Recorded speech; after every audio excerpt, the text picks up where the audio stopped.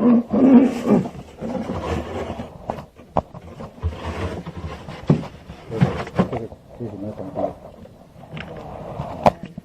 个也是肉吗？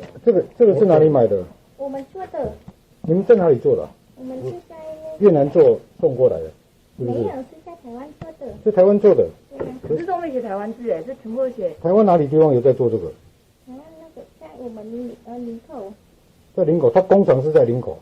你有工厂的电话吗？你要跟他有没有订货的时候，工厂的有没有工厂那个名片，它的电话？我们做手工啊。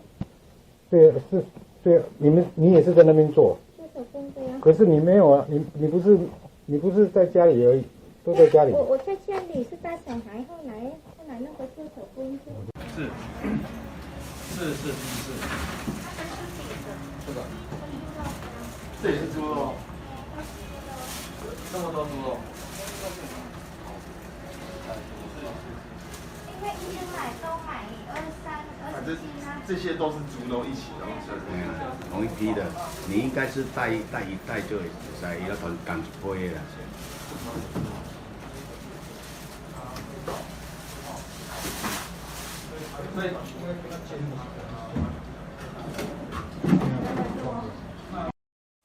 移民署北区事务大队桃园市专勤队24日在新北市三重区一处民宅内查获冰存至一批来源不明且标示不清的肉类加工食品，随即通报新北市政府动保处到场协助，为求谨慎，该物品已由动保处人员带回采验。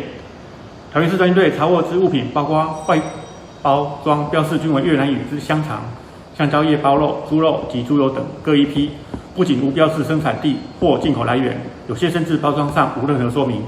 持有者对于肉品来源交代不清且包装产地标示不清，已由国外进货，透过脸书网络销售。移民署将持续全力追查，以杜绝任何可能之非洲猪瘟疫情。